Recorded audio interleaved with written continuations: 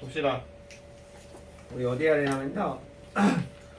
174쪽. 생명 시스템의 기본 단위 해야 되는데, 자, 보자. 우리 앞에서 뭐 했어? 지구 시스템 했지. 그렇죠. 이제 생명 시스템 단 순서야. 근데 여기 보면요. 생명 시스템 해가지고 지구 시스템의 생물권 앞에선 직권 했죠. 직권. 그렇죠. 수권은 안 했어. 바다 이런 건 안 했어. 그 다음에 뭐 기권도 살짝 했죠. 그치? 그렇게 하는데 생물권을 여기서 하는데 여기서 좀 자세하게 들어가요. 각각의 생물은 몸을 구성하는 여러 요소가 상호작용하며 다양한 생명활동을 수행하는 하나의 생명 시스템이다. 생명 시스템은 하나의 생물 개체일 수도 있고 하나의 세포일 수도 있다. 자, 근데요. 생명 시스템의 구성 단계가 이렇게 나왔어. 세포는 뭐야? 몸을 구성하는 알갱이 하나하나죠. 그쵸? 근데 비슷한 세포들이 있을 거 아니야. 걔네들이 모이면 어떻게 돼? 조직이 돼요. 예를 들어 근육세포가 많이 모이면 뭐가 돼? 근육 덩어리가 되지. 그게 하나의 조직이 되는 거야. 그럼 뭐 소화를 시키는 세포들이 모여 있으면 소화기관이 되는 거지. 소화 조직이 되는 거죠. 그쵸? 그런 식으로 조직이 된 다음에 조직들이 모이면 기관이 돼. 기관. 우리 몸에 뭔 기관들이 있어? 뭐 폐, 장기. 그치? 폐. 그 다음에 뭐 소장, 대장, 간, 뭐 이런 것들 있잖아. 그런 것들은 비슷한 류의 세포들이 모여서 조직으로 이루는데 조직들이 모여서 된 거야. 그리고 그 기관들이 모여서 하나의 신체를 이루죠. 하나의 개체를 이루죠. 그렇죠? 근데 동물계와 식물계는 구성 단계가 약간 달라. 세포, 조직, 기관, 개체 이것까지는 똑같은데 동물계는요 기관계라 그래가지고 기관계라 그래가지고 비슷한 기관끼리 모아놨어. 소화기관, 호흡기관, 또 뭐 있어? 너네 배운 거. 소화기관, 호흡기관, 또 뭐 있어? 배설기관 이런 거 배웠잖아 중학교 때. 기억 안 나요? 기관계 해가지고. 중2 때. 기억 안 나? 중2 때 배웠어요. 중2 때 배웠죠. 그쵸? 그런 식으로 기관이 모여서 기관계를 이룬 다음에 그 개들이 모여서 개체를 이뤄. 동물은. 식물은 근데 조직계라 그래갖고 조직계라는 중간 단계가 하나 더 있어요. 생물은 기관계, 그쵸? 식물은 조직계 이렇게 있습니다. 중간 단계가 하나씩 더 있어요. 그 다음 여기서 세포의 구조와 기능 해가지고 세포의 구조, 기본 구조가 나왔어. 근데 동물 세포랑 식물 세포를 살짝 구분해놨죠. 근데 이 둘의 차이는 딱 두 개밖에 없어요. 뭐야? 엽록체와 세포막. 아니 세포벽. 이 두 개밖에 없어요. 뭐 소포체, 핵, 리보솜, 미토콘드리아 뭐 이런 거 다 똑같이 있는데 식물 세포에만 엽록체가 있어요. 엽록체가 뭐 하는 거야? 몸에, 나무에, 식물에. 광합성을 하는 게 엽록체잖아. 맞아요. 그렇죠. 식물은 에너지를 어디서 얻어요? 광합성에서 얻죠. 그 광합성을 하는 기관이 세포에 따로 있는 거야. 알겠지? 세포 소기관이 있는데 이거에 대한 자세한 설명이 175쪽에 나옵니다. 세포 소기관의 기능 해가지고 핵이 뭐야? 세포에서 가장 큰 기관이면서 유일하게 관찰 가능한 기관이에요. 그쵸? 뚜렷하게 관찰이 되는. 근데 핵막으로 둘러싸여 있으며 유전 정보, 우리 앞에서 핵산하면서 DNA, RNA 했죠? 그게 들어있는 곳이다. 생명 활동을 조절한다. 세포의 뇌 같은 거죠. 그쵸?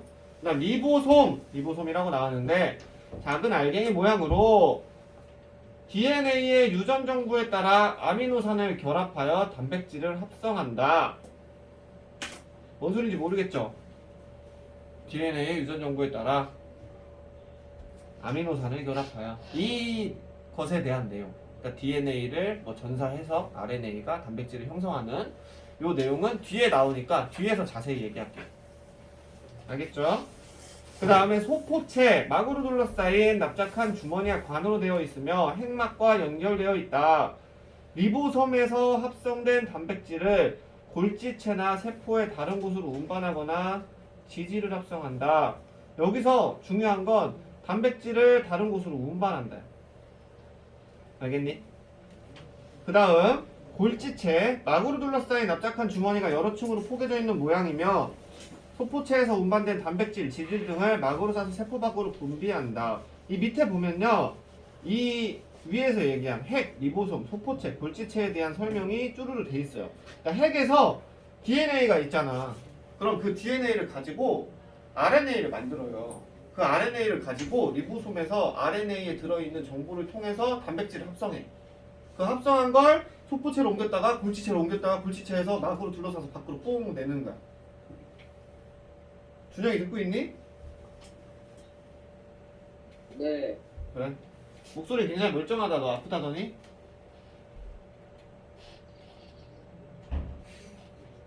그래서 몸만 아픈데요, 몸? 몸이 아픈 목소리도 멀쩡하지 않아야 되는 거 아니야? 목 안 아파요. 어지럽네. 자, 소포체를 통해 골지체로 이동하여 저장했다가 세포 밖으로 분비한다. 그래서 이런 단백질의 합성과 이동에는 한 가지 기관이 아니고 이 네 가지 기관이 전부 다 관여를 한다. 이거예요. 그 다음 엽록체 나왔죠? 우리가 쉽게 얘기해서 엽록소라고 부르는 것들이야. 이게 뭔지 알죠? 식물에만 있고 광합성이 일어나는데, 자, 식물은요 호흡을 두 가지를 해요. 동물이랑 다르게. 동물은 호흡을 한 가지밖에 안 해. 산소 갖다가 ATP를 분해하면서 태우는 거야. 그 호흡밖에 안 하는데 식물은 광합성을 하면서 이산화탄소를 호흡해야 돼. 식물 같은 경우에는 엽록소, 엽록체에서 이산화탄소와 물을 원료로 포도당을 합성한다. 광합성 과정에서 이산화탄소를 흡수하고 산소를 방출한다. 그죠? 근데 미토콘드리아, 이거 많이 들어봤지, 이름. 막 맨날 니네 욕할 때 이거 쓰잖아. 야, 이 미토콘드리아 같은 새끼야, 막 이러면서. 아니야? 안 써? 너무 고급진 그거니? 네? 자, 둥근 막대 모양으로 막으로 둘러싸여 있는데 세포 호흡이 일어나는 장소로 산소를 이용해 유기물을 분해하여 세포가 생명활동을 하는데 필요한 에너지를 생산한다. 이게 뭐냐면 유기물이라 그러죠. 유기물. 보통은 ATP라 그래. ATP. 옆에 보면은 생명활동을 하는데 사용하는 에너지 해가지고 생물이 생명활동을 하는데 직접 사용하는 에너지는 ATP를 분해하여 얻는다. ATP가 몸에 저장된 에너지야. 몸에 애초에 우리가 먹잖아. 먹은 걸 ATP 형태로 저장을 하는 거야. 그걸 산소와 같이 결합해서 분해하는 게 미토콘드리아야. 그리고 이게 기본적인 세포 호흡이야. 그러니까 식물도 이걸 해. 식물도 이걸 해요. 물이나 이런 거에서 얻은 양분을 이렇게 분해해서 생명활동을 이어가는 거야. 광합성은 뭐야? 에너지를 합성하는 거야. 반대야. 세포 호흡은 에너지를, 그러니까 몸에 저장한 에너지를 분해해서 자기가 쓰는 거고, 광합성은 자기가 쓸 에너지를 만드는 거야. 알겠니? 네. 그래서 밑에 써있네. 엽록체, 빛에너지와 이산화탄소와 물을 가지고 산소와 포도당을 만드는데, 이 산소와 포도당이 ATP의 한 종류죠. ATP 만드는 데 써요. 근데 산소와 포도당을 미토콘드리아가 갖다가 태워서 물이랑 이산화탄소랑 자기가 쓸 에너지를 얻는 거야. 알겠니? 그 다음에 액포 해가지고 물, 색깔, 노폐물들을 저장하며 식물 세포에 크게 발달되어 있다. 이거 별로 중요하지 않겠죠? 뒤로 갈수록. 그치? 그 다음 세포막과 세포벽이 있는데, 세포막은 세포를 둘러싸고 있는 얇은 막, 껍데기야, 껍데기. 그죠?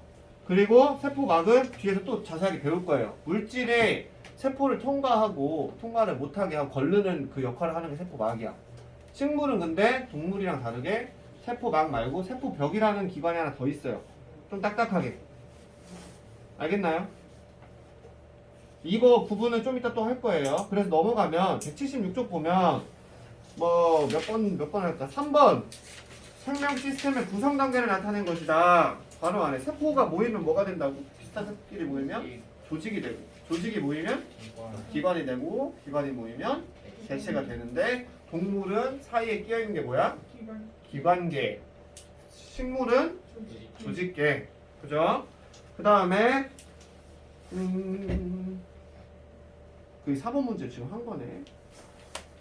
자, 8번 볼게요. 동물 세포에서 일어나는 단백질 합성과 이동 과정을 나타낸 것이다. 유전 정보는 어디에 있어? 핵에 있지.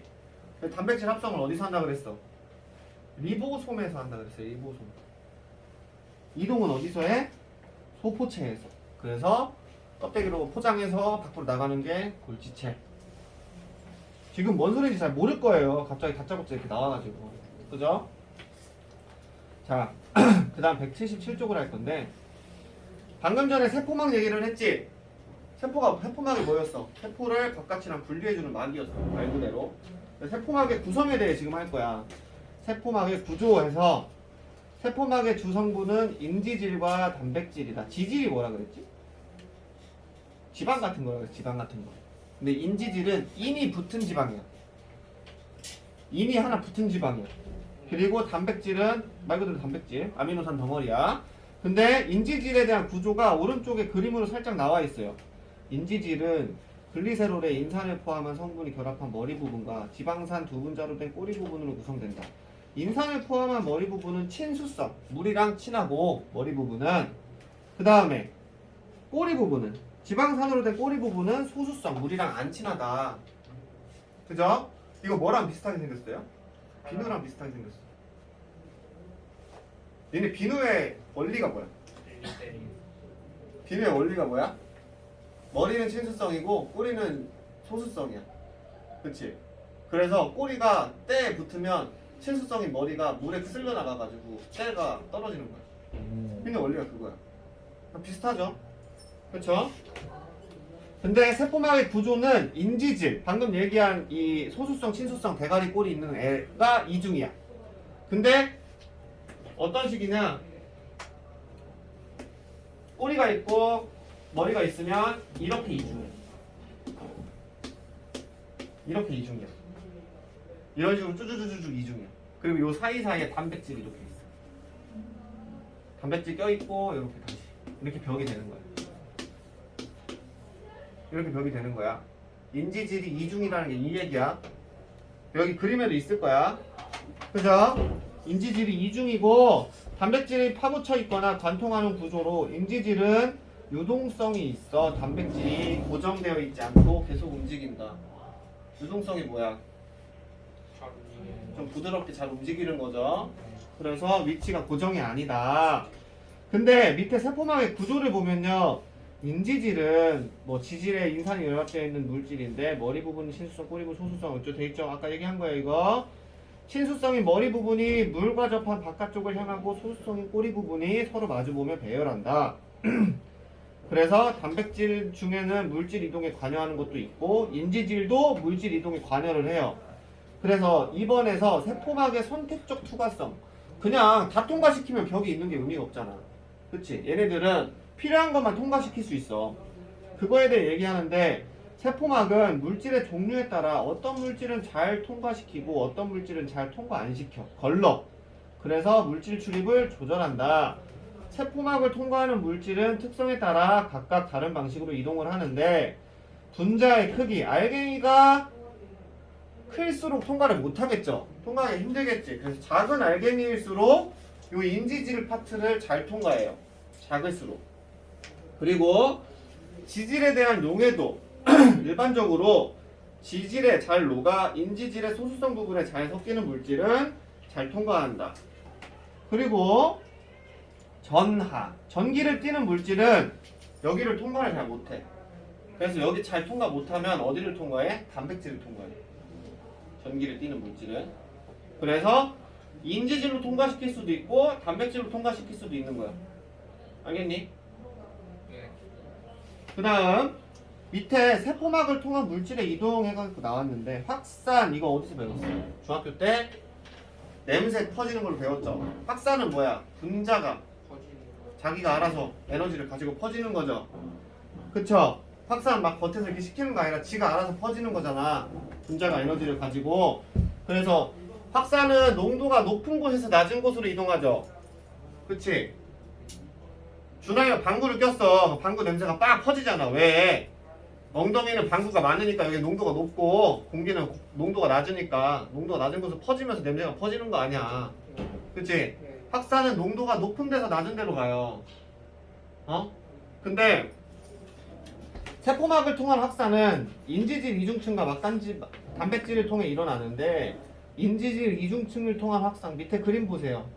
산소, 물질이 인지질을 직접 통과하여 확산하는 건데 인지질을 통과하는 건 분자의 크기가 아까 클수록 작을수록 그쵸. 알갱이가 작을수록 통과하기가 쉽겠지, 벽을. 그 다음에 온도가 높을수록 운동 에너지가 크니까 더 잘 통과하겠죠. 네. 준영이 온라인 들어왔나요? 네, 들어왔습니다. 아, 네. 안녕하십시오. 네. 그리고 세포 안팎의 농도 차가 클수록, 농도가 세포 밖이 더 진할수록 세포 안으로 들어오기가 쉬워요. 확산은 농도가 짙은 곳에서 옅은 곳으로 내려가니까.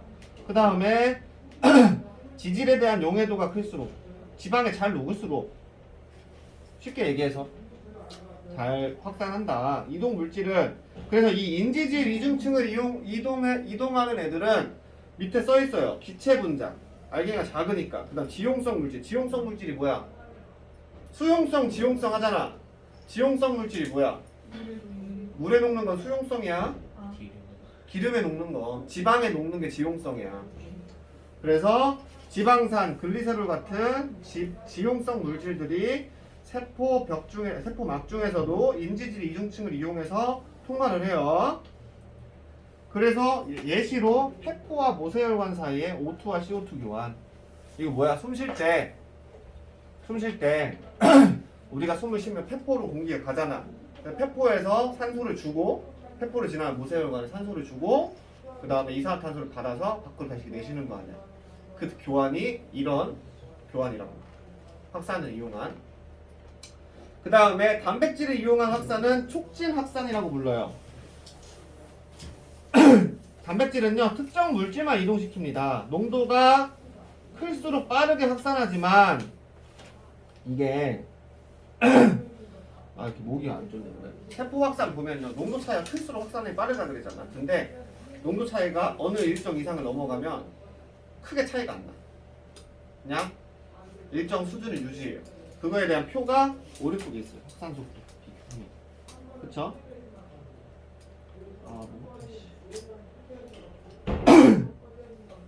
왜냐면 막단백질은, 그러니까 단백질은 막 다 있는 게 아니잖아. 개수가 한정돼 있잖아. 그래서 최대한 다 쓰고 있으면 확산 속도가 줄어드는 거야. 그 다음에 이동물질은 수용성. 아까 인지질 이중층은 지용성을 잘 통과시킨다 그랬잖아. 물이랑 친한 애들을 잘 안 통과시킨다 그랬잖아. 그거를 단백질에서 대신 통과시켜주는 거야. 그래서 수용성 물질, 포도당, 아미노산. 아미노산은 단백질을 이루는 기본 단위였죠. 그쵸? 앞에서 했던 거 기억나죠? 포도당은 탄수화물이고, 그치? 지방산 글리세롤은 지방이야. 그래서 그 다음에 전하를 띠는 물질, 이온 같은 거. 그래서 혈액 속의 포도당이 조직세포로 확산한다. 이런 것들은 단백질을 이용해서 이동합니다. 알겠죠? 그래서 넘어갈게요. 그 다음에 상투압이란 얘기 들어봤니? 네. 상투압 현상 들어봤어? 배웠을 텐데 너네. 상투 현상 배웠죠? 상투압은 이제 상투의 압력을 상투압이라고 하는 거고, 상투 현상 여기 나와요. 세포막을 경계로 용질의 농도가 낮은 용액에서 높은 용액으로 물이 이동하는 현상. 이게 뭐냐면 원래 확산은요, 농도가 높은 데서 낮은 곳으로 퍼지잖아요. 근데 막이 가려져 있어서 농도가, 만약에 이 막이 있는데 여기가 농도가 높고 여기가 농도가 낮아. 그럼 원래 여기서 이쪽으로 물질이 통과를 해야 되잖아. 근데 물질이 이 막을 통과를 못하면 농도를 맞춰줘야 되지. 여기가 높잖아. 농도를 맞춰주려면 물질이 이동하는 경우도 있지만 물질을 녹이는 용맥, 물이 이쪽이 물이 더 많다는 거잖아. 여기는 물이 이쪽으로 이동해서 여기 농도를 낮춰줄 수도 있어. 그지? 이게 삼투 현상이야. 반대로 안에 있는 물질이 이동하는 게 아니고, 이해되니 이거? 네가 이해 안 되는 표정인데? 보면 자, 벽이 있어. 얘가 농도가 높은 데야. 농도가 여기가 농도가 낮은 데야. 그럼 여기가 물질이 더 적고 여기 물질이 많은 거지. 그럼 물질은 확산에 의해서 원래 여기 있는 물질이 이쪽으로 이렇게 통과를 해야 되잖아. 근데 이 막 때문에 못 하고 있어. 근데 농도를 맞춰줘야 될 거 아니야. 그치? 그럴 때 어떻게 한다? 물질이 이동을 못하니까 여기 있는 물이 이쪽으로 이동하는 거야. 그럼 여기 농도가 어떻게 돼? 낮아져. 그치? 여기 농도는 높아져. 그럼 둘이 농도가 어떻게 돼? 맞춰져. 이게 삼투 현상이야. 용질 용매는 뭔지 알죠? 용질이 이동하는 게 아니라 용매가 이동하는 게 상투 현상이야. 대부분 물이죠. 알겠죠? 이것도 확산인데 뭐 어쨌든 그래서요 세포에서의 상투 보면 세포 안과 농도가 다른 용액에 넣으면 상투에 의해 물이 세포막을 통해 이동하여 세포의 모양이 달라지기도 한다. 왜요? 밖에가 농도가 낮으니까 근데 세포막 때문에 통과를 못하니까 밖에 있는 물이 세포 안으로 들어가는 거지. 예를 들면 그 얘가 요 밑에 보면요 세포 안보다 농도가 낮은 용액 보면 세포 안에 들어오는 물의 양이 많아. 동물 세포랑 식물 세포를 비교해 놨어요. 밑에 표에서 동물 세포는 물이 이제 세포 안으로 들어가는 거야. 안에가 농도가 높으니까. 그러다가 어떻게 돼? 터져.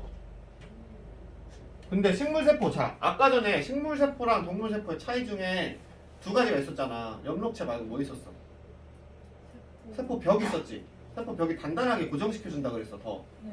그러면 동물세포는 세포벽이 없어서 터지는데 식물세포는 견뎌. 그래서 터지진 않고 그냥 빵빵하게 부풀어 올라요. 여기도 보면 나와요. 빵빵하게 부풀어 오른다. 그죠? 세포벽이 있어서 터지지 않는다. 농도가 같으면 이동 안 하겠지. 그렇지? 그러니까 이동을 하는데 양이 비슷하겠죠. 들어오는 거랑 나가는 거랑. 그래서 그냥 그대로 유지해요. 그리고 세포 안보다 농도가 높은 용액. 이게 뭐야? 바깥에 더 진해. 막 소금물 같은 데 담궈놓는 거야. 그러면 어떻게 돼? 세포가 쪼그라들어요. 물을 뺏기거든. 밖에 더 농도가 진하니까. 이 농도는 상대적인 거야. 세포 안의 농도는 일정하잖아.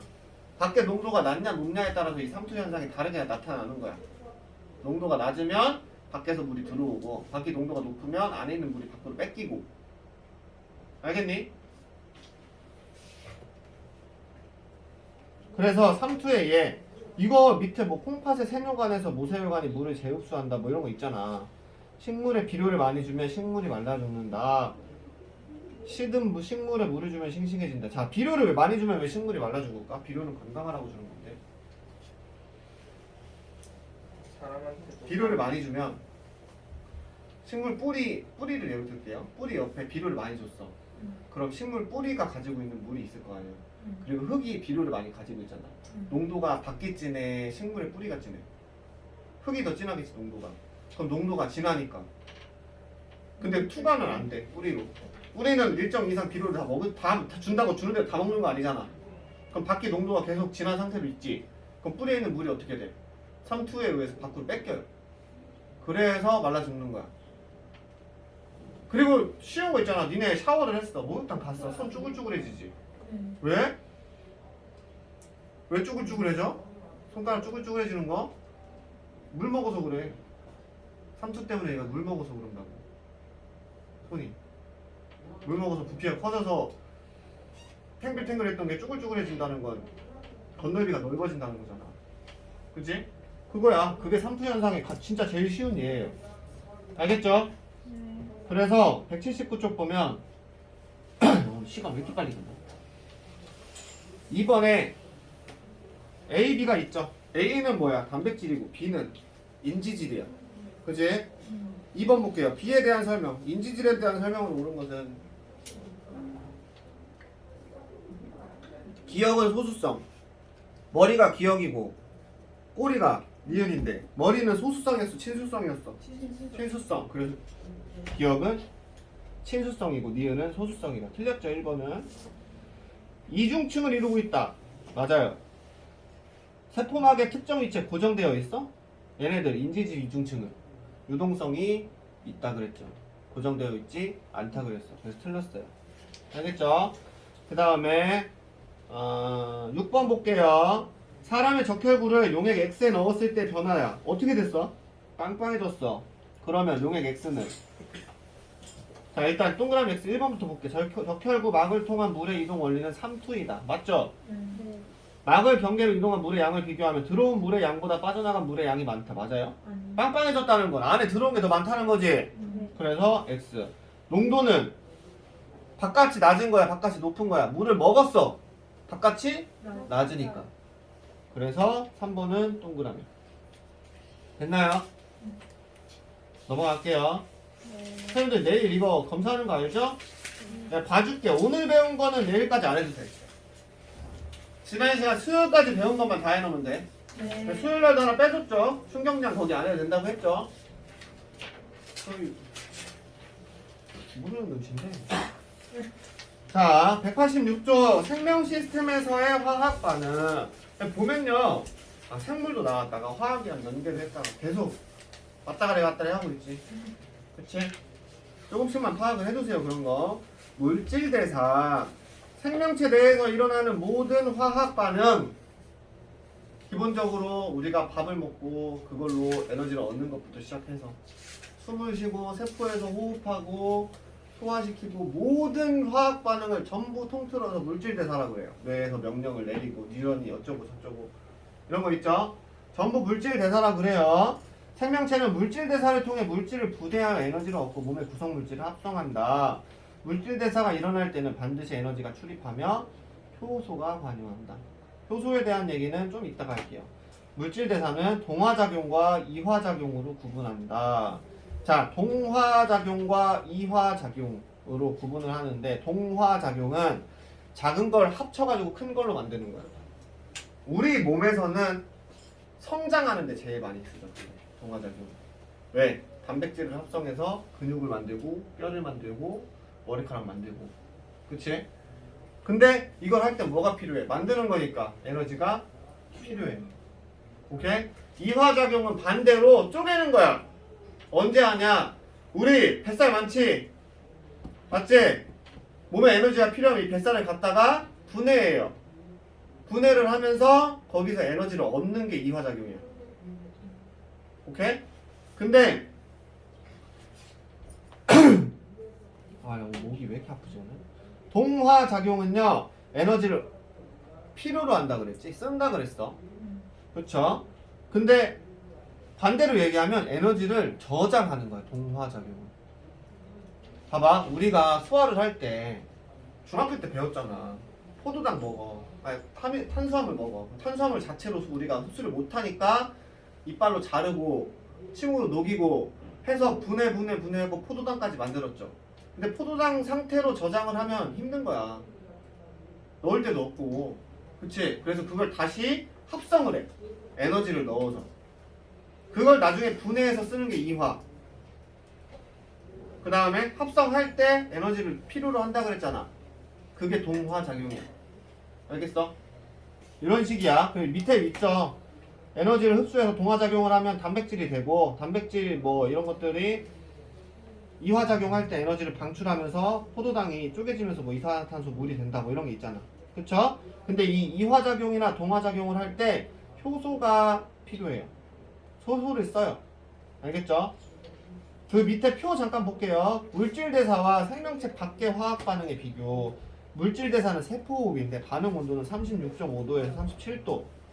체온 범위에서. 근데 효소가 있어요. 이 효소의 필요성은 조금만 이따가 얘기할게요. 그 다음에 생명체 밖에서는 연소. 그러니까 쉽게 얘기해서 이거야. 같은 양의 포도당을 생명체에서 태우는 거랑 태운다 그러죠, 우리 에너지를.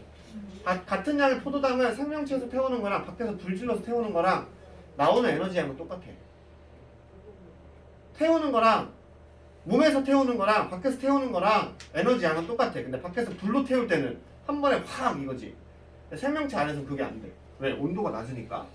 그치? 그래서 한 개, 그러니까 4개였던 걸 2개로 쪼개고 2개였던 걸 1개로 쪼개고 이렇게 한 계단 쪼개면서 에너지를 얻어요. 그리고 그 중간 과정에 끼어 있는 게 효소야, 효소. 알겠니? 그 다음 이 효소가 지금 나왔는데 활성화 에너지를 낮추어 낮은 온도에서도 화학 반응이 빠르게 일어나도록. 이게 뭐냐면 활성화 에너지는 그 반응이 일어날 때 필요한 에너지야. 최소한의 에너지야. 뭐 불로 예를 들면 물로 예를 들자. 물로 예를 들면은 최소한 100도 이상 끓기 위해 에너지가 필요하잖아.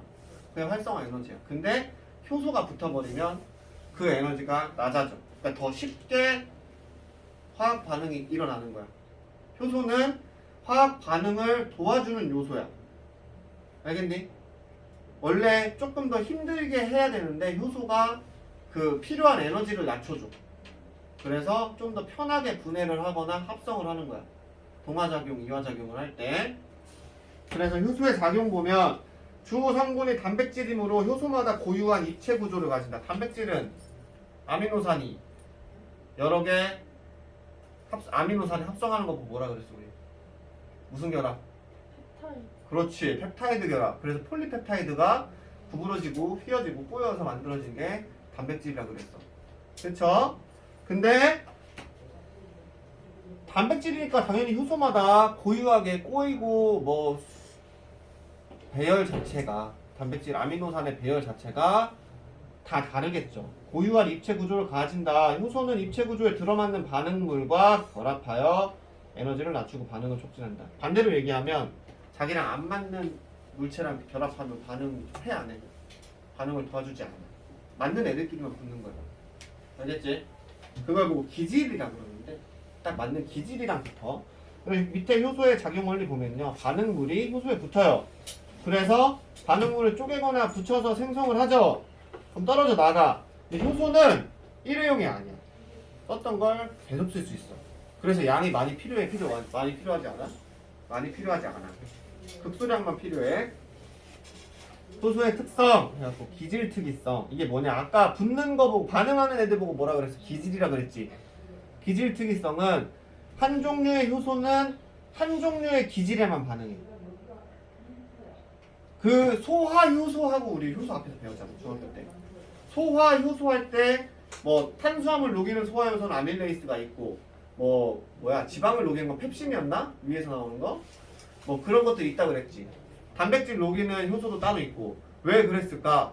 한 가지 효소로 다 녹일 수 있으면 좋은데, 그치? 소화 효소 막 외우느라 어지러웠잖아 중학생 때. 그 이유가 뭐야? 한 효소는 한 개의 기질에만 반응하기 때문이야. 알겠니? 그래서 아밀레이스는 녹말이 역당이 되는 반응은 촉진하지만 단백질에는 작용하지 못한다. 효소의 종류가 많아야 된다 이 뜻이죠. 그죠? 이런 게 기질 특이성이고, 효소의 재사용. 효소는 촉매로서 반응 후에도 구조와 성질이 변하지 않으므로 생성물과 분리된 후 다른 거랑 재활용해서 또 반응을 할 수가 있다. 그래서 이것 때문에 효소는 많이 필요가 없다. 그 다음에 효소와 생명현상. 효소는 생명체에서 일어나는 대부분의 생명현상에 관여한다. 광합성, 호흡. 왜? 생명체는 기본적으로 온도가 낮아. 그래서 화학 반응을 일으키는데 필요한 에너지가 엄청 높아요. 그쵸? 많이 필요할 거 아니야. 근데 효소가 없으면 진짜 힘들 거야. 많이 먹어야 돼 사람은 더. 하지만 효소로 조금 더 편하게 분해를 하고 동화를 하고 이화를 하고 생명 활동을 유지할 수가 있어. 효소가 있어서 더 편한 거야. 야 뜨겁다 이거. 알겠죠? 그래서 이 밑에 탐구 자료창 보면 카탈레이스로 과산화수소 분해 있는데, 과산화수소가 뭐냐면 원래 물이 H2O죠. 과산이야. 산소가 너무 산소가 하나 더 많아. 그래서 H2O2야 과산화수소. 근데 이 과산화수소 니네 알지? 귀걸이 같은 거 소독할 때 투명한 거 있잖아. 그거 부으면 어떻게 돼? 뽀글뽀글 소리 나면서 시원하죠. 그죠? 요오드보다 그게 더 좋잖아. 과산화수소가 안 아파가지고. 안 그래? 난 과산화수소가 더 좋았는데 옛날에 귀 뚫었을 때. 왜냐면 안 아프거든. 소리도 막 기분 좋아. 시원해가지고. 그지? 수영만 하는 것 같은데요. 소영이만 알아? 투명한 거야. 근데 소독약이야. 근데 요오드 빨간 약 있지? 빨간 약보다는 소독 효과가 떨어지는 대신에 덜 아프고 색깔도 없고 냄새도 안 나. 그런 게 있어. 근데 과산화수소는요, 원래 물이 안정된 상태잖아. H2O가. 근데 얘는 H2O2지. 불안정한 상태야. 그래서 산소 하나씩 계속 떼어내. 그럼 어떻게 돼? 물이랑 산소로 바뀌어. 일반 상온 상태에서. 그래서 쉽게 물이 돼. 나중에는 이제 과산화수소도 냅두면 물 돼. 그냥 뿌리면 물이야. 그런 애가 있어. 근데 과산화수소를 분해를 할 거래요. 자 보자. 시험관 A에는 3% A부터 C까지 전부 3%의 과산화수소를 넣었어. 근데 A는 그냥 아무것도 안 넣고 B에는 감자, C에는 생간 조각을 넣었대. 근데 감자 조각이랑 생간 조각에는 과산화수소의 분해를 촉진하는 카탈레이스라는 효소가 들어있어요. 그래서 A는 그러니까 원래 과산화수소가 반응을 할 때 뽀글뽀글하면서 거품이 올라오거든. 소독할 때도 그래. 근데 A는 거품이 안 올라와. 왜? 반응은 과산화수소는 원래 분해가 잘 되는데 빠르지 않은 거야. 분해 속도가 원래 잘 되는 그 속도로만 분해를 하기 때문에 기포가 일어나는 격렬한 반응은 안 해. 근데 감자랑 뭐 생반이 있는 애들은 좀 격렬하게 반응을 해요. 왜? 카탈레이스라는 효소 때문에 더 빠르게 분해되거든. 그래서 이 막아놨던 BC를 열고 거기다가 꺼져가는 불씨를 대면 아까 과산화수소가 분해되면 뭐 나온다 그랬어? 물이랑 산소가 나온다 그랬죠. 꺼져가는 불씨를 대면 불씨가 어떻게 되겠어? 다시 타겠죠. 산소가 있다는 증거지. 그래서 그걸 보고 그러고 나서 BC에 또 과산화수소를 다 넣었어. 기포 발생이 끝나면 반응이 끝나서 과산화수소가 다 없어졌다는 거잖아. 맞지? 다 분해가 끝났다는 거잖아. 거기다 근데 과산화수소를 또 넣었는데 또 뽀글뽀글 해 안 해? 또 해. 왜? 효소는 재활용이 되니까. 그거에 대한 실험이에요. 그래서 효소의 활용 해가지고 효소는요 인체에서만 작용하지 않아. 우리 효소란 얘기 많이 들어봤어. 언제? 김치 발효할 때. 맞지? 또 빵, 이스트 그것도 효소잖아. 그쵸? 뭐야? 일상생활에서 그런 데 쓰인다. 여기는 읽어봐도 돼요. 의학에서는 뭐 소화제, 혈전 용해제 뭐 이래갖고 나오네요. 이런 거는 그냥 읽어만 보세요. 여기는 알겠죠? 그래서 188쪽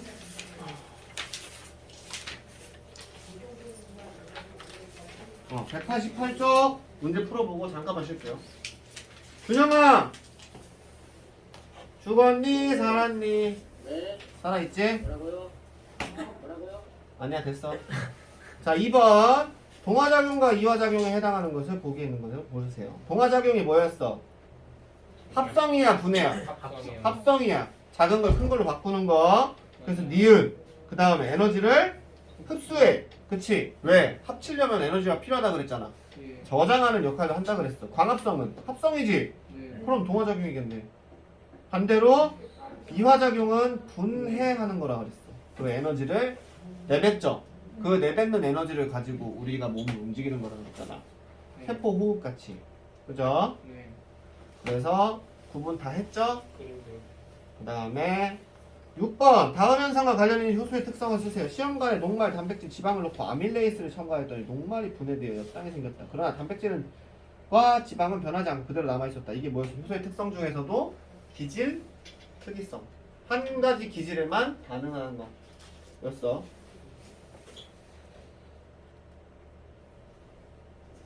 재미없지? 재밌어요. 진짜? 전혀 재밌는 표정이 아닌 거. 과학은 재밌어요. 자, 그래서 194쪽 하기 전에 잠깐만 쉴게요. 수학 문제예요. 영어 문제예요. 자, 오늘의 마지막 단원 뭐야? 생명 시스템에서의 정보의 흐름 194쪽입니다. 194쪽 보면요, 유전자와 단백질 해갖고 아까 우리 핵에서 유전 물질을 주면 리보솜에서 단백질을 합성해서 그지? 뭐 그거 했잖아. 근데 뭔 개소리인가 몰랐잖아. 맞죠? 그거에 대한 내용을 지금 여기서 해요. 유전자 생물의 형질이 뭐야? 특징이야 특징. 그지? 뭐 예를 들어 혓바닥이 말린다거나 혈액형이라거나 눈동자가 갈색, 피부가 하얀색, 검은색 뭐 이런 것들 있죠. 이런 게 형질이에요. 근데 형질을 결정하는 유전 정보는 세포 핵 속에 DNA에 저장되어 있다. 유전 정보가 저장된 DNA의 특정 부분은 유전자라고 한다. 우리 인간은 유전자가 몇 쌍일까요? 배웠는데 니네. 인간의 유전자가 14. 23쌍, 46개. 마지막 23번째 쌍이 성염색체. 염색체 얘기하는 거예요 지금. 그죠? 그래서 DNA와 유전자의 관계 해가지고 나왔는데 염색체가 있죠. 우리 이거 모양 많이 봤잖아. 염색체는. 그치? 핵 속에 이 염색체가 들어있어. 근데 인간은 염색체가 23쌍이라고 그랬죠. 이 염색체는요, 생긴 건 안 그렇게 생겼지만 DNA 한 가닥이야. 한 가닥이 꼬여갖고 생긴 거야. DNA는 앞에서 배웠지? 무슨 구조였어? 복상도. 이중나선 구조. 두 개가 붙어갖고 서로, 그치? 이중 나선 구조였어. 염기 서열을 서로 상호 뭐하는 상보 관계에 있는 염기 서열끼리 붙어갖고 두 개씩 붙었잖아. 쟤 좀 깨워라. 빨리 한 대 후려.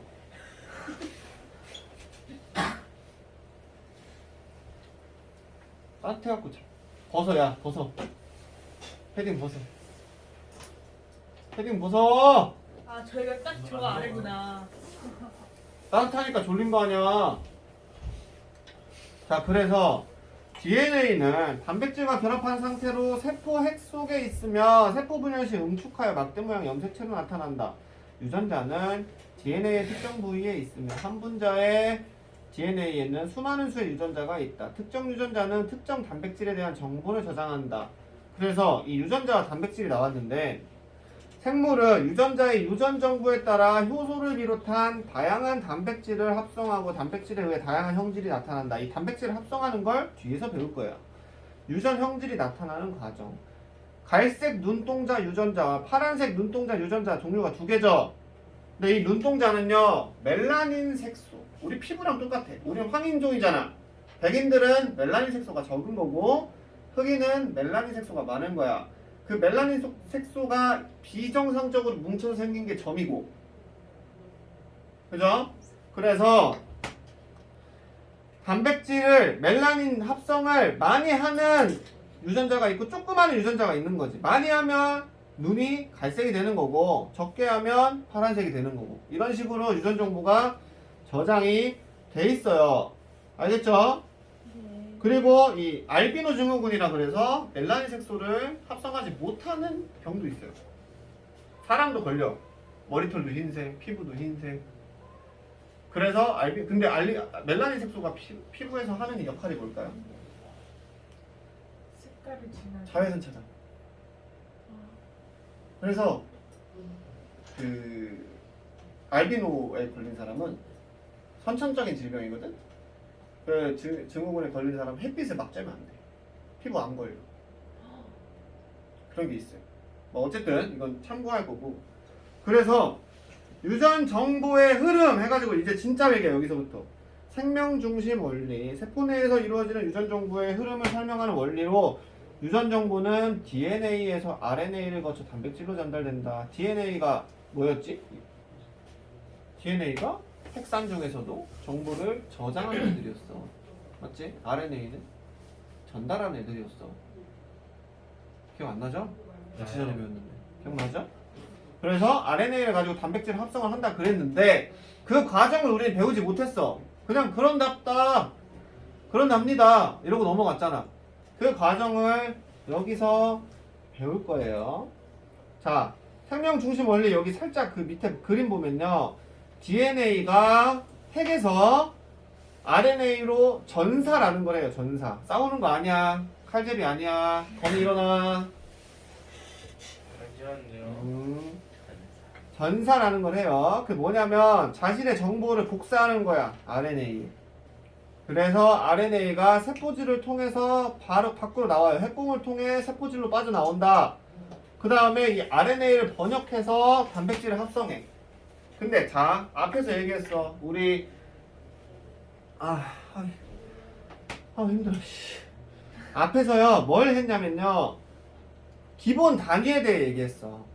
단백질은 기본 단위가 아미노산이었죠. 아미노산끼리 아미노산 종류 몇 개? 복습이야. 20종류.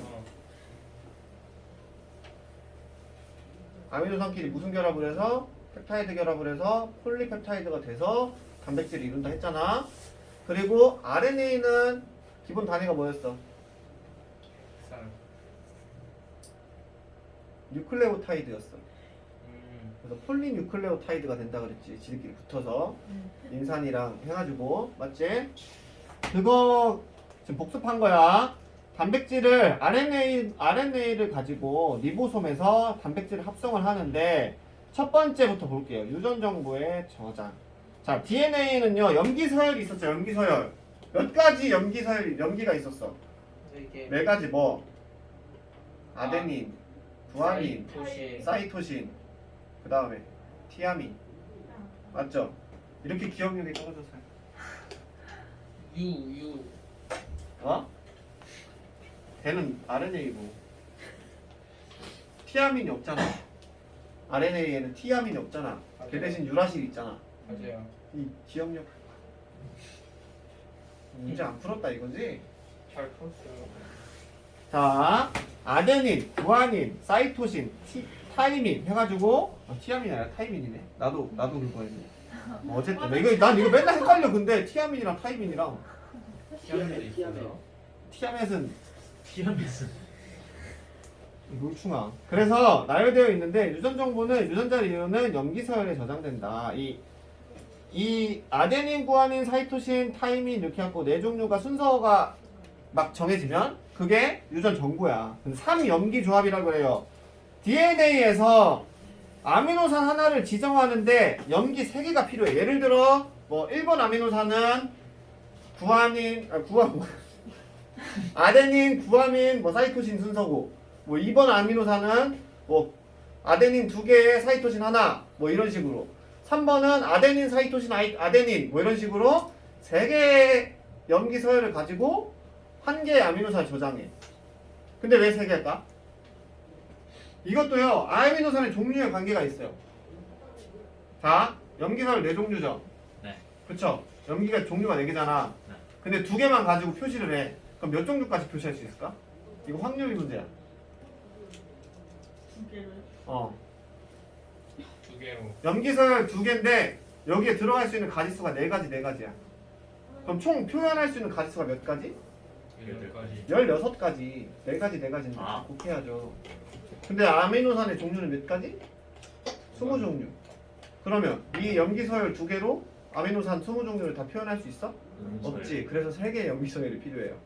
얘네는 몇 가지까지 표현할 수 있어? 4 곱하기 4 곱하기 4 해가지고 64가지까지 표현할 수 있거든.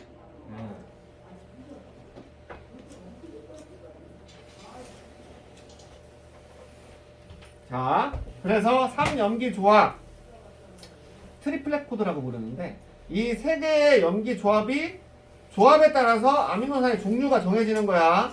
그리고 이 염기서열 3개가 붙으면은 아미노산 순서도 3개가 이렇게 정해지겠지. 한 개 이렇게 해서. 맞지? 이걸 가지고 단백질을 저장하는 거야. 단백질의 정보를 저장하는 거야. 염기서열 가지고 단백질의 정보를 저장을 하는 거야. 알겠지? 그 다음에 이제 전사라는 얘기가 나오는데 아까 이거 싸우는 거 아니라 그랬어. 그치? DNA 유전 정보를 RNA로 전달을 해야 될 거 아니야. 전사는 뭐냐면 DNA는 무슨 구조였어? 이중 나선 구조였고, 그죠? 상부 결합을 했어. 뭐야? 4개 중에 2개 무조건 짝지어지는 애들이 있는 게 상부 결합이었잖아. 그쵸? 네. 이중 나선 구조가요, 전사를 할 때 잠깐 풀려요. 그러면 한쪽만 남겠지.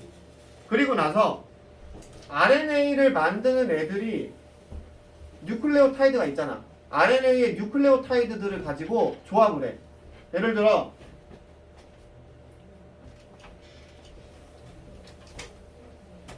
어디 갔냐? 이중 나선구도 못 그리겠는데? 어떻게 하지? 그냥 이렇게 그릴게. 네.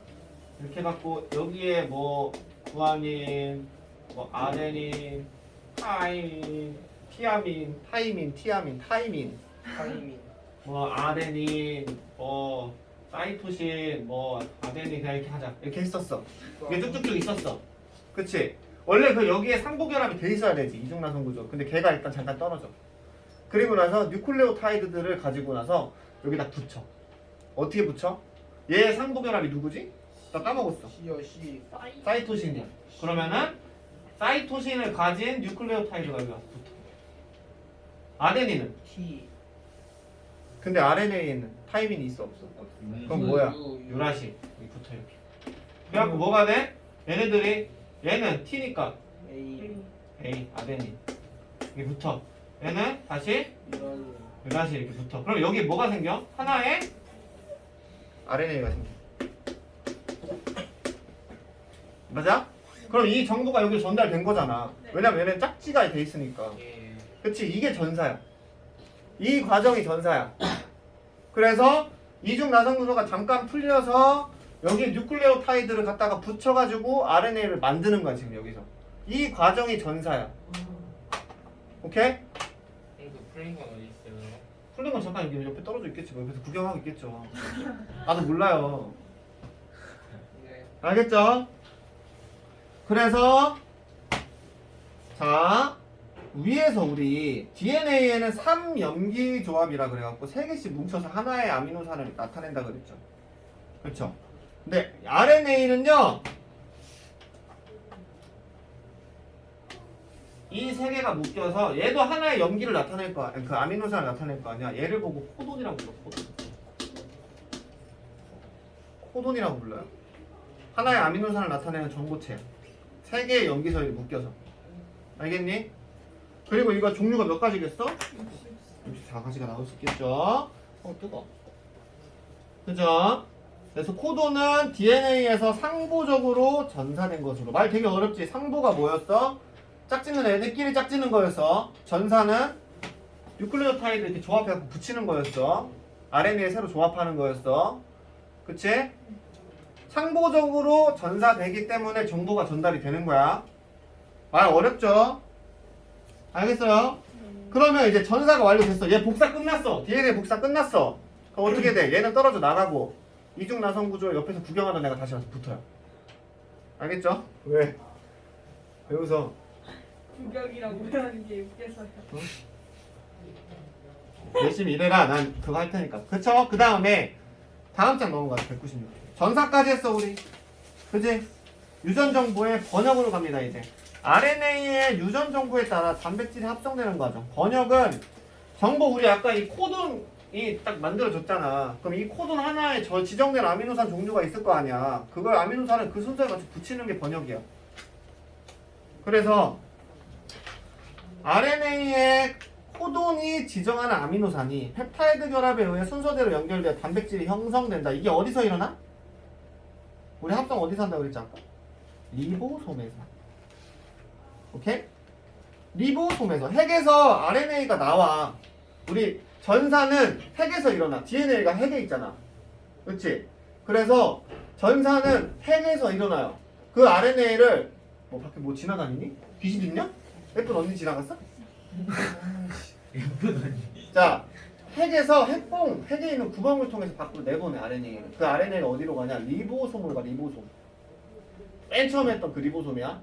그 리보솜에서 이제 단백질을 기어 붙이기 시작해. 펩타이드 결합을 해가지고. 얘네 셋은 1번 아미노산이구나. 그래갖고 여기다 아미노산 붙이고 이 코돈 하나당 정해진 아미노산이 있다 그랬어. 그 아미노산을 순서대로 붙여. 그러면 이제 적혈구가 나오기도 하고 백혈구가 나오기도 하고 이런 식인 거야. 그 아미노산 조합에 의해서. 그래서 아까 트리플렛 코드라 그랬죠? 3염기 조합. 전사의 여기 밑에 그림이 있네. DNA에서 조합에 의해서 코돈이 생겼어. 3개가. 그럼 이 코돈에 지정된 아미노산이 순서대로 와서 이렇게 붙는 거야. 알겠니? 알겠니? 네. 그래서 코돈이 지정하는 아미노산이 차례대로 리보솜으로 운반되고 아미노산과 아미노산 사이에 무슨 결합? 펩타이드 결합이 일어나서 폴리펩타이드가 만들어진다. 이 폴리펩타이드가 구부러지고 접히고 꼬여서 입체 구조를 갖는 단백질이 된다. 알겠니? 오케이? 그래서 이 DNA를 알면 만들어지는 단백질이 뭔지를 알 수 있겠죠. RNA만 봐도 뭐가 만들어지는지 알 수 있겠지. 그치? 그게 그 밑에 나온 확대경. 코돈과 아미노산 해갖고. 코돈은 아미노산을 지정하지만 단백질의 합성의 개시와 끝을 지정하는 코돈도 있다. 아까 단백질 그 코돈 종류는 64개인데 아미노산은 20종류였잖아. 그럼 남는 종류에 이제부터 합성하세요, 합성 끝내세요 하는 애도 있을 거 아니야. 남는 게 있으니까. 그런 코돈도 있다. A, U, G, 아데닌, 유라실, G가 뭐였어? 구아닌. 그치? 메사이오닌을 지정하는 코돈이면서 단백질 합성을 시작하게 하는 게시 코돈. 메사이오닌이 아미노산의 이름이에요. 그죠? 또 이상한 거 많아요. 어쨌든 61종류도 한 종류의 아미노산을 지정한다. 하나의 코돈은 하나의 아미노산을 지정한다. 근데 코돈의 종류는 64개지. 아미노산은 20개지. 그래서 한 아미노산을 지정하는 종류가 2개일 수도 있어요. 3개일 수도 있고. 남으니까. 정보가 없을 수는 없잖아. 여기 있네. 여기 아미노산 이름이 다 붙어 있는 거야. 시스테인. 이름 이쁘다잉. 트립토판, 아르지닌. 아르지닌이 아르기닌이죠, 아르기닌. 우리 흔히 영양제에 써 있는 아르기닌. 그리고 뭐 글루타민, 히스티딘, 프롤린, 세린 뭐 이런 게 있는데 뭐 세린은 지정하는 코돈이 4개인 거야. 이 4개 중에 한 개만 들어가도 세린이 합성이 되는 거죠. 오케이? 그다음 연결 멈춤, 뭐 이게 종결 코돈이겠죠?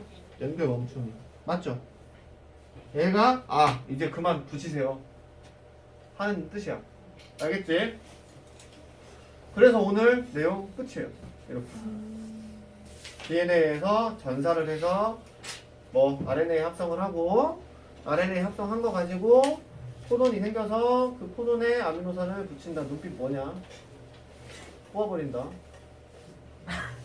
자, 그래서 197조 1번부터 볼까요? 유전자에 대한 설명으로 옳은 것은 동그라미, 옳지 않은 것은 X로 표시하세요. DNA의 염기 서열의 형태로 존재한다. 맞아요, 틀려요? 맞아요. 맞죠? 염색체 한 개에 유전자 하나가 있니? 아니죠. 염색체 한 개에 유전자 하나면 우리 염색체 46개밖에 없으니까 인간은 46개의 유전자로 정해지는 존재야? 아니지. 수많은 형질이 있잖아. 그죠? 3번 유전자는 DNA의 특정 부위에 있다. 맞아요. 맞죠? 어디에 있어요? DNA예요. DNA에서 염기 서열에 저장이 되어 있는 거잖아. 다음 2번 말고 3번 DNA에서 RNA로 가는 게 뭐였어? 전사. 죽는 거 아니야. 자, RNA에서 단백질로 가는 건 트랜슬레이션. 번역이었어, 번역. 갑자기 영어를 잘하지도 못하면서. 맞잖아. 트랜슬레이션. 자, 6번 유전 정보의 흐름에 대한 설명으로 옳은 것은 동그라미, 옳지 않은 것은 X로 표시하세요. DNA의 유전 정보는 RNA를 거쳐 단백질로 전달된다. 맞죠? 동물 세포에서 전사는 세포질에서 일어난다. 전사가 뭐였어? DNA에서 RNA로. 뉴클레오타이드가 결합하는 거. DNA에 따라 뉴클레오타이드가 결합해서 RNA가 생기는 거잖아. 네. 이거 어디서 일어난다고? 핵. 왜? DNA가 핵에 있으니까.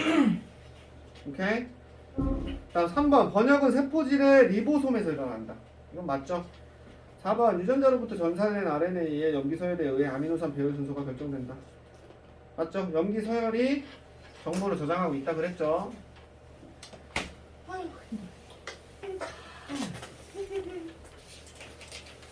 그 다음 뒤에 198조. 안 끝났네. 이만 끝이에요. 여기만 하면 끝이네. 유전자 이상과 유전질환. 유전자 이상. 유전자를 구성하는 DNA 염기 서열에 이상이 생기는 것이다. 유전자 이상에 의한 유전질환. 그러니까 부모로부터 물려받는 질환이야. DNA 염기 서열이 바뀌면 자식도 DNA 염기 서열이 꼬여 있겠죠. 그렇죠? 왜냐면 자식도 엄마한테 23쌍 중에 23개 한 쌍, 한쪽, 아빠한테 한쪽 받아서 합쳐서 23쌍 되는 거거든요, 유전자가 다시. 그래서 한쪽이 잘못돼 있으면 자식한테도 잘못될 수가 있어. 잘못된 확률이 50%잖아요. 아니죠. 상부결합이라 한쪽이 잘못돼 있으면 반대편도 잘못돼 있는 건데? 확인했어요. 아니네. 50%인가?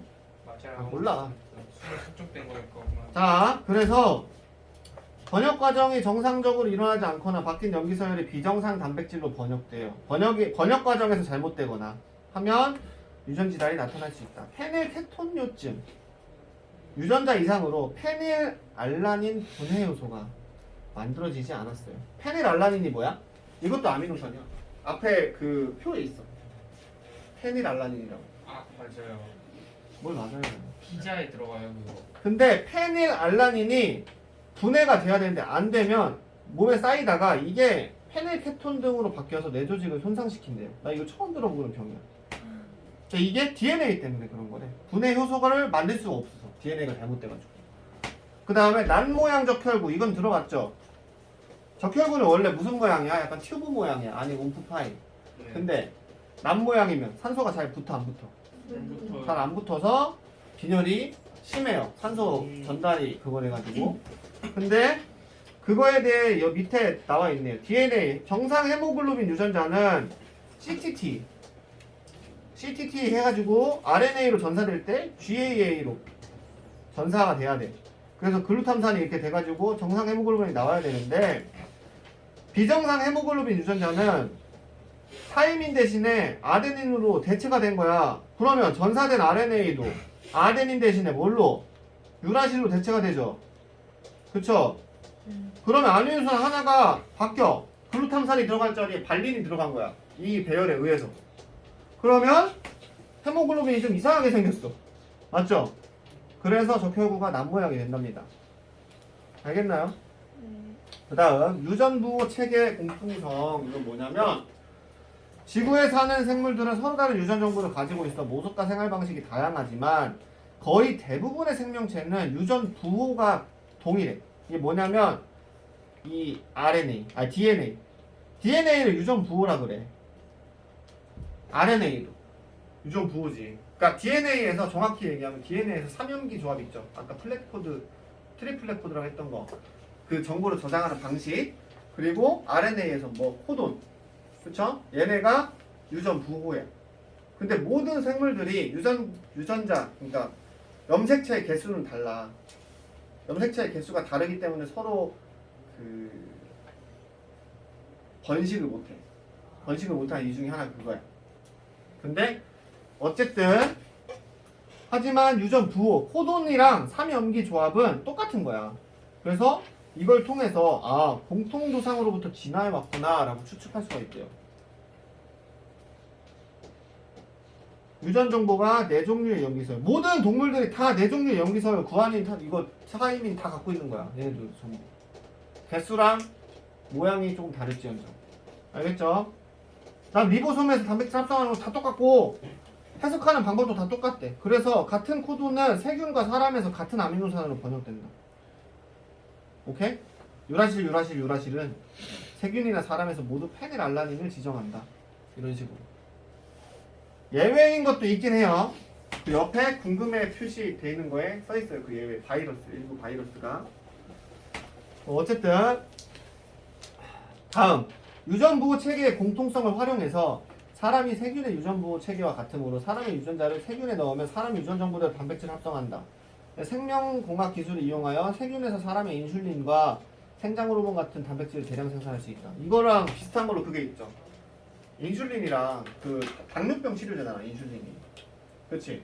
호르몬은요 돼지 호르몬이랑 사람 호르몬이랑 효과가 똑같아요. 그래서 막 돼지한테서 인슐린을 뽑아갖고 당뇨병 치료를 쓰기도 해요. 뭐 어쨌든 이런 식으로 유전 부호가 일치하기 때문에 활용 방안이 있다 이거예요. 그래서 1번부터 보자. 1번은 남모양 적혈구 빈혈증이 나타나는 과정을 나타낸 것이다. 정상, 비정상, 타이민 대신에 아데닌 그래갖고 글루탐산 대신에 발린 들어가서 모양이 이상하다. 자, 헤모글로빈 유전자는 DNA의 특정 부위에 있다. 맞아 틀려? 맞죠? 2번 DNA의 염기서열이 바뀌면 이로부터 전사되는 RNA의 염기서열도 바뀐다. 맞죠? 왜? 뭐 때문에? 상보결합 때문에. 그치? 3번 코돈의 구안인 아데닌과 구안인 유라실 아데닌은 동일한 아미노산을 지정하나? 그림만 봐도 글루탐산과 발린 다른 아미노산을 지정했죠.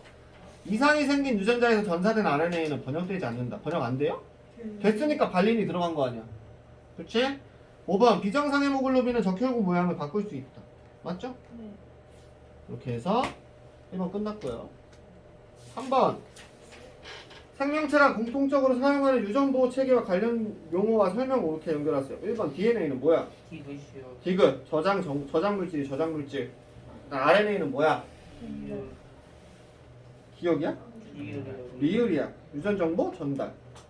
3번 유전정보는 염기서열에 저장되죠. 그 다음 단백질을 합성하는 데는 어디라고? 리보솜이라고. 오케이. 자 4번 다음은 생명공학 기술을 이용하여 대장균에서 사람의 단백질을 생산하는 것을 설명한 것이다. 괄호 안에 알맞은 말을 쓰세요. 사람의 인슐린 유전자를 대장균에 주입하면 대장균에서 사람의 인슐린 단백질을 합성할 수 있다. 이는 사람과 대장균의 뭐가 똑같기 때문에 유전 부호 체계가 같기 때문에 가능한 일이다. 됐나요? 됐어요? 네. 몇 시야? 87분이에요. 17분이야. 오늘은 여기까지. 무거워.